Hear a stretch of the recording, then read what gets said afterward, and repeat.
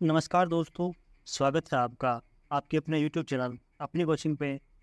जैसा कि आप जानते हैं, आज है 20 जुलाई और 20 जुलाई के एसएससी सीजीएल के सेकंड शिफ्ट का एग्ज़ाम समाप्त हो चुका है। तो अभी हम इसके एनालिसिस के बारे में बात करेंगे। अगर आपने हमारे चैनल को सब्सक्राइब नहीं किया है तो हमारे चैनल को सब्सक्राइब ज़रूर कर लीजिएगा, और इस वीडियो का पीडीएफ है वो आप हमारे टेलीग्राम से ज्वाइन कर सकते हैं। आज पहला प्रश्न पूछा गया था कि मौलिक अधिकार है जो फंडामेंटल राइट, वो किस देश के संविधान से लिए गए हैं। तो इसका ये है जो संयुक्त राज्य अमेरिका यानी अमेरिका से संविधान में लिए गए हैं। वर्तमान में है जो 6 मौलिक अधिकार हैं: समता का समता या समानता का अधिकार, स्वतंत्रता का अधिकार, शोषण के विरुद्ध अधिकार, धार्मिक स्वतंत्रता का अधिकार, संस्कृति और शिक्षा संबंधी अधिकार और संवैधानिक उपचारों का अधिकार है। एक संपत्ति का अधिकार था संविधान के अनुच्छेद 31 में, उसको हटा के कानूनी अधिकार बना दिया गया है। अगला क्वेश्चन है कि मुगल शासनकाल में किस राजा के समय संगीत सबसे ज़्यादा विकसित हुआ। तो संगीत विकसित हो अकबर के काल में सबसे ज़्यादा विकसित हुआ। अकबर का काल था वो 1556 में राजा बने और 1605 में उनकी मृत्यु हो गई। अगला क्वेश्चन है, नहीं सॉरी, इनके बारे में जानें तो मुगल काल में जो अकबर के काल में वो तानसेन है, वो मुगल सम्राट अकबर के दरबार में प्रसिद्ध संगीतकार थे। और मुगल सम्राट जलालुद्दीन अकबर के काल में ग्वालियर संगीत कला का सबसे बड़ा केंद्र समझा जाता था। सबसे बड़ा संगीत केंद्र वो ग्वालियर में था और सबसे महान संगीतकार है वो तानसेन थे मुगल काल में। अगला प्रश्न पूछा गया है कि गिद्धा और भांगड़ा नृत्य किस राज्य से संबंधित है। तो गिद्धा और भांगड़ा संबंध है वो पंजाब से इनका संबंध है। और बात करें इनके बारे में तो पंजाब के लोक नृत्यों को पुरुष या महिला लोक नृत्यों के अनुसार वर्गीकृत किया जा सकता है। जैसे भांगड़ा, झूमर, लुट्टी, जूली, डंकरा और धूमर ये पुरुष लोक नृत्य हैं। वहीं पर सम्मी, गिद्धा, जागो, किल्ली, किकली और महिला ये लोक नृत्य हैं। तो पंजाब में गिद्धा और भांगड़ा वो पंजाब के हैं। अगला क्वेश्चन पूछा गया था कि प्रथम शीतकालीन ओलंपिक की शुरुआत कब से हुई थी। ये आज के फर्स्ट शिफ्ट में पूछा गया था सवाल। तो प्रथम शीतकालीन ओलंपिक की शुरुआत है वो 1924 में हुई थी।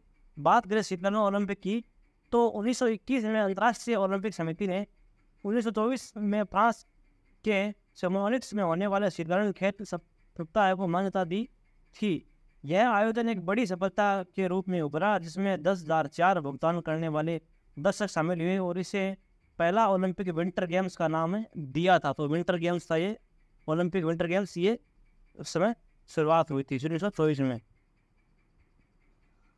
अगला क्वेश्चन पूछा गया था कि प्रथम लोकसभा सत्र कब प्रारंभ हुआ था। तो लोकसभा सत्र है वो 13 मई 1952 को प्रथम लोकसभा सत्र वो आयोजित हुआ था। और बात करें इसके बारे में तो पहली लोकसभा का पहला सत्र है वो 13 मई 1952 को शुरू हुआ। लोकसभा की अधिकतम सदस्य संख्या है वो 552 और राज्यसभा की सदस्य संख्या वो अधिकतम 250 है। लोकसभा हर 5 साल में बाद भंग हो जाती है, लेकिन राज्यसभा है वो 27 सदस्य है। इसके 1/3 सदस्य 2 साल बाद सेवानिवृत्त होते हैं। अगला क्वेश्चन पूछा गया था कि भारत के 23वीं महिला ग्रैंड मास्टर कौन बनी है। तो प्रियंका नुटकी है वो भारत की 23वीं महिला ग्रैंड मास्टर बन गई है। इनका बिलोंग ये आंध्र प्रदेश से बिलोंग करती है। बात करें इनके बारे में तो प्रियंका नुटकी एमपीएल की 47वीं राष्ट्रीय महिला शतरंज चैंपियन में अपना अंतिम WGM मानदंड हासिल करते हुए 23वीं महिला ग्रैंड मास्टर बन गई है। तो ये ग्रैंड मास्टर वो कौन से कब बनेगी, तो 47वीं राष्ट्रीय महिला शतरंज चैंपियनशिप में ये बनी थी। अगला क्वेश्चन पूछा गया है कि 2022 के अनुसार भारत में कुल कितने राष्ट्रीय जलमार्ग हैं। तो 111 राष्ट्रीय जलमार्ग हैं भारत में। बात करें इम्पोर्टेंट फैक्ट के बारे में तो राष्ट्रीय जलमार्ग एक है वो यानी नेशनल वाटरवे, वो हल्दिया से इलाहाबाद में है। यह भारत का सबसे लंबा राष्ट्रीय जलमार्ग है। इसे गंगा भागीरथी हुगली नदी प्रणाली के रूप में भी जाना जाता है। और नेशनल वाटरवे एक की लंबाई है वो 1620 किलोमीटर है, और एक 14 नेशनल वाटरवे 14 राज्यों से होकर गुजरता है, जो उत्तर प्रदेश चार राज्यों से होते, तो 4 है, नेशनल वाटरवे 1 है। उत्तर प्रदेश, बिहार, झारखंड और पश्चिम बंगाल से होकर ये गुजरता है। अगला प्रश्न है कि पहला खेलो इंडिया विंटर गेम्स का संस्करण कब आयोजित किया गया था? तो इसका संस्करण है वो साल 2020 से जम्मू कश्मीर में हुआ था। और बात करें इसके बारे में, तो खेलो इंडिया विंटर गेम्स का पहला संस्करण 2020 में आयोजित किया गया था। खेलो इंडिया यूनिवर्सिटी गेम्स के दूसरे संस्करण में 20 खेल शामिल थे, जिनमें 2 स्वदेशी खेल योंग और मलखम्ब को भी प्रोग्राम में जोड़ा गया। 2023 में खेले जाने वाले विंटर गेम्स है वो उत्तर प्रदेश में खेले खेले जाएंगे। अगला क्वेश्चन है कि रिकी केज के एल्बम डिवाइन टाइड्स के लिए किस अवार्ड से सम्मानित किया गया उन्हें? तो ग्रैमी अवार्ड से सम्मानित किया जा चुका है। ये ग्रैमी अवार्ड और संगीत का सबसे बड़ा पुरस्कार है, ग्रैमी अवार्ड। बात करें रिकी केज के बारे में, तो भारतीय संगीतकार रिकी केज ने म्यूजिक की दुनिया में तहलका मचा दिया। रिकी केज ने अपना तीसरा ग्रैमी अवार्ड जीता है और भारत में ऐसा करने वाले वे इकलौते शख्स हैं जिन्होंने अपनी जीत को भारत को समर्पित किया और एक नोट भी इसमें लिखा। तो दोस्तों, इससे पहले SSC MTS का एग्जाम होता, उसमें करंट अफेयर में पूछा गया था कि ऐसा एकमात्र व्यक्ति भारत का जिसने 3 ग्रैमी अवार्ड जीते हैं, ऐसा कौन सा व्यक्ति है? तो वो थे रिकी केज। ये दोबारा में पूछ लिया गया है, तो मोस्ट इम्पोर्टेंट पर्सन है ये। अगला क्वेश्चन है कि कंबाला बफेलो रेसिंग किस राज्य से संबंधित है? तो इसका संबंध है वो कर्नाटक से संबंधित है, और ये एक भैंसों की रेसिंग है, ये जो प्रत्येक हर वर्ष की जाती है कर्नाटक में। आपने कंतारा मूवी देखी होगी, उसमें देखा था नहीं पहला सीन। अगला क्वेश्चन पूछा गया है कि किस मुगल शासक के दरबार में फारसी में सबसे ज़्यादा पुस्तक लिखा गया था? तो अकबर के काल में सबसे ज़्यादा फारसी पुस्तक का अनुवाद किया गया था। अकबर के दरबार में बहुत से फारसी विद्वान थे जिन्होंने बहुत सी ग्रंथों का किताबों का अनुवाद फारसी में किया था। और बादशाह अकबर ने ब्राह्मण देव मिश्रा और नाकिब खान के द्वारा रामायण का अनुवाद भी करवाया था इन्होंने। अगला क्वेश्चन पूछा गया था कि पुणे पैक्ट पर गांधी जी के साथ किस व्यक्ति ने हस्ताक्षर किए थे? तो वो थे डॉक्टर भीमराव अंबेडकर। बात करें उसके बारे में, तो पुणे पैक्ट अथवा पुणे समझौता भीमराव अंबेडकर एवं महात्मा गांधी के मध्य पुणे की यरवदा सेंट्रल जेल में 24 सितंबर 1932 को हुआ था। तो पुणे समझौता है वो 24 सितंबर 1932 को हुआ था, ये भी याद रखिएगा आप। अगला क्वेश्चन पूछा गया था कि सुदर्शन झील का मरम्मत किस शासक ने करवाया था? तो सुदर्शन झील का निर्माण है वो चंद्रगुप्त मौर्य के प्रांतीय शासक पुष्यगुप्त ने करवाया था। और उसके बाद मरम्मत की बात करें तो अशोक के राज्यपाल तुसाप्स के बाद में उसमें से नहर निकाली। रुद्रदामन के समय में अतिवृष्टि से झील का बांध टूट गया। रुद्रदामन ने सुदर्शन झील गुजरात का मरम्मत करवाया। तो कुल मिलाकर 3 व्यक्ति थे जिन्होंने इसका मरम्मत करवाया था। ऑप्शन में जो भी था आप उसके हिसाब से ऑप्शन में उत्तर कर सकते थे। ये तो इन्होंने करवाया था, या फिर ऐसा कुछ हो सकता है कि इनमें से कौन ऐसा था जिन्होंने सुदर्शन झील का मरम्मत नहीं करवाया था, ऐसा भी क्वेश्चन हो सकता है। तो ऑप्शन यही था मरम्मत से। अगला क्वेश्चन पूछा गया था कि फुटबॉल मैच होता है उसमें कितनी अवधि होती है? तो 90 मिनट की अवधि होती है। 45 मैच के 2 वो होते हैं, एक हाफ, बीच में हाफ होता है। तो बात करें इसके बारे में, तो अंतर्राष्ट्रीय मानकों के अनुसार खेल की अवधि है वो 90 मिनट होती है, जिन्हें 45 मिनट के 2 मध्यांतर में विभाजित कर खेला जाता है। खेल में दोनों टीमें अपने विपक्षी के खिलाफ अधिक से अधिक गोल करने का प्रयत्न करती हैं।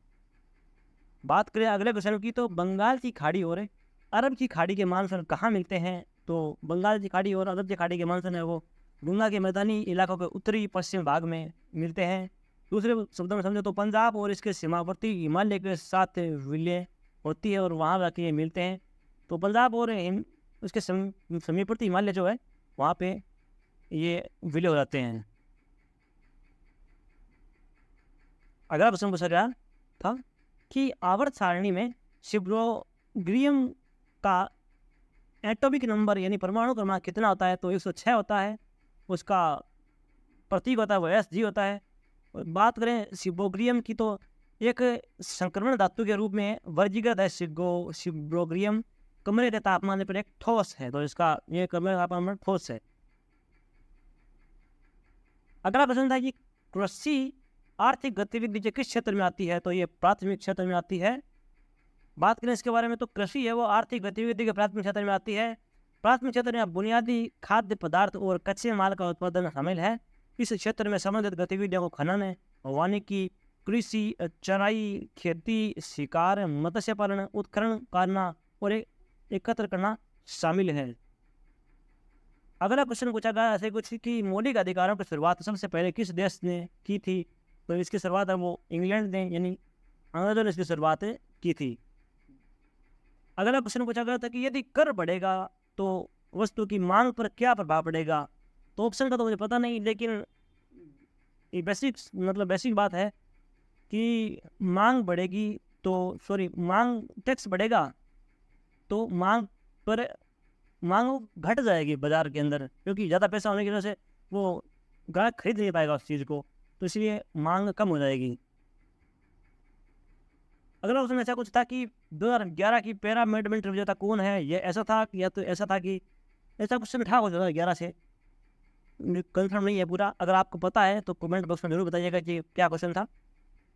अगला क्वेश्चन था कि मणिपुरी नृत्य को पुनर्जीवित करने का श्रेय किसे दिया जाता है, उसकी उपाधि भी दी थी कि ये उपाधि दी जाती है, कौन है व्यक्ति वो। क्वेश्चन मुझे पूरा नहीं मिल पाया है। क्वेश्चन तो यही था कि मणिपुरी नृत्य को पुनर्जीवित से संबंधित था, लेकिन आगे पूरा दिया नहीं, उपाधि भी दी थी। वैसे एक महान व्यक्ति है, उन्होंने की थी, लेकिन इसमें उत्तर ऑप्शन में महिला का था, तो वो क्वेश्चन पूरा क्लियर नहीं हो पाया। अगला क्वेश्चन था कि प्रधानमंत्री जन धन योजना से संबंधित एक प्रश्न था, तो उसके बारे में बात करें तो प्रधानमंत्री जन धन योजना है यानी PMJZVY वित्तीय समावेश के लिए एक राष्ट्रीय मिशन है। इसका उद्देश्य है वो बैंकिंग या बचत खाता, जमा खाता, प्रेषण, ऋण, बीमा, पेंशन इत्यादि वित्तीय सेवाओं को प्रभावी ढंग से सभी तक पहुंचाना इसका उद्देश्य था। एक क्वेश्चन था केंद्र सरकार की योजना थी गरीब कल्याण योजना की शुरुआत कहाँ से हुई, तो इस बात की घोषणा है वो हमारे देश के प्रधानमंत्री नरेंद्र मोदी के द्वारा 20 जून 2020 को की गई थी। यह निर्णय है वो कोरोना वायरस लॉकडाउन को ध्यान में रखते हुए लिया गया था। प्रधानमंत्री गरीब कल्याण अन्न योजना के माध्यम से देश के करीब नागरिकों को राशन प्रदान किया गया था। इस योजना को सरकार ने नवंबर 2020 तक बढ़ा दिया था, तो ये इस योजना का उद्देश्य था। अगला क्वेश्चन था इंग्लिश में कि सिनोनिम ऑफ मेटिकुलस मतलब होता है सूक्ष्म या छोटा, या छोटा होता है ध्यान से रखते हैं, तो इसका सूक्ष्म का सिनोनिम होगा केयरफुल और प्यूनिटिलियस, ये इसका सिनोनिम होगा। और एंटोनिम की बात करें तो अबो का एंटोनिम पूछा था, विलोम शब्द पूछा था, अबो का ऊपर तो बिलो का नीचे। ये क्वेश्चन था कि वैन नहीं ऐसे, ये वो है one who believe in faith, तो वो होता है फेटलिस्ट। ये इसका ऐसा कुछ क्वेश्चन था। दोस्तों ये था आज के हमारे सेकंड फेज के वीडियो। अगर आपको वीडियो पसंद आया है तो वीडियो को लाइक कीजिएगा, शेयर कीजिएगा और हमारे चैनल को सब्सक्राइब जरूर कर लीजिएगा और कमेंट बॉक्स में अपनी राय जरूर रखिएगा। और अगर आपको इस वीडियो का PDF चाहिए तो आप हमारे टेलीग्राम ग्रुप को ज्वाइन कर सकते हैं, जिसका लिंक है वो आपको वीडियो के डिस्क्रिप्शन बॉक्स में मिल जाएगा। वहाँ से जाके आप टेलीग्राम ज्वाइन कर लीजिएगा। और जो भी क्वेश्चन बाकी रह गए हैं शिफ्ट के, वो आपको पता है तो आप ज़रूर इंक्लूड करें कमेंट बॉक्स में, ताकि जब भी हम बच्चों के लिए वो सीरीज़ बनाएं पिछले क्वेश्चन की, तो आपका क्वेश्चन आप भेजे हुए क्वेश्चन आपके हमारे लिए बहुत महत्वपूर्ण होंगे और बच्चों के लिए काफ़ी हेल्पफुल होंगे, जिससे काफ़ी बच्चों को हेल्प मिलेगी आप ये क्वेश्चन पढ़कर। तो धन्यवाद दोस्तों, ऐसे ही हमारे चैनल पे सपोर्ट बनाए रखिएगा।